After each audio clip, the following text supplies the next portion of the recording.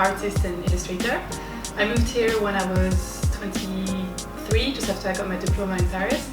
And I did a couple of years working in agencies, not really knowing what I wanted to do, if I wanted to be like a designer or an illustrator or whatever else was an option. And then after a couple of years I went freelance and I started working as a freelance illustrator, which I've been doing for the last almost 7 years now. I loved working on my book.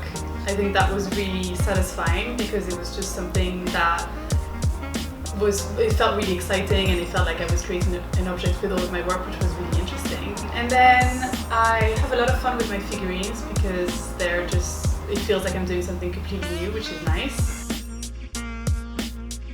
I figured that I actually needed a routine and I really needed to act as if I was going to work and seeing people, because otherwise you can really easily get a bit lost in the balance between, well, you're working but this is your flat.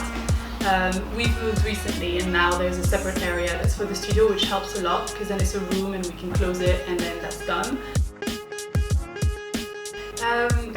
Again, when we moved here, it was the first time that we owned the place, so I went a bit crazy and I bought a lot of prints and a lot of stuff, and I bought some original artwork from artists that I really love, and I think those are the ones that I love the most. I put them up and I look at them and I see them every day, and it's just a good source of reminding that there's a lot of creativity and inspiration out there.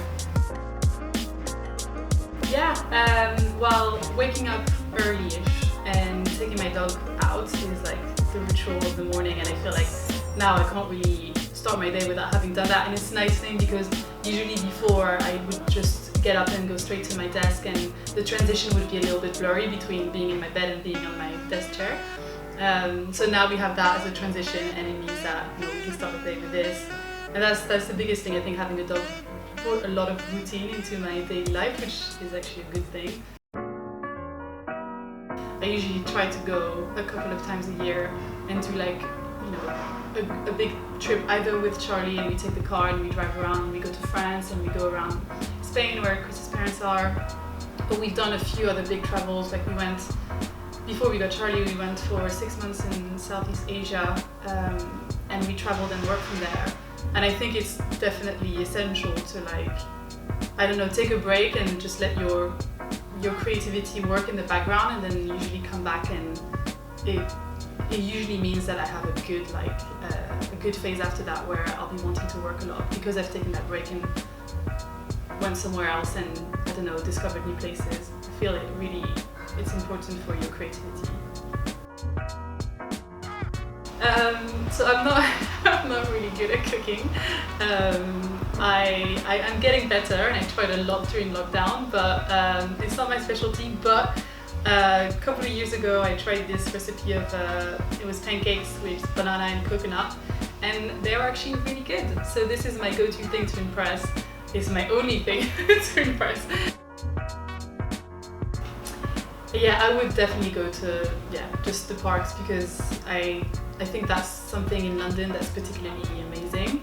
And going from Paris to London, I really noticed the difference between the sort of French jardins, which are very neat and tidy, and you can't really do much on it like there.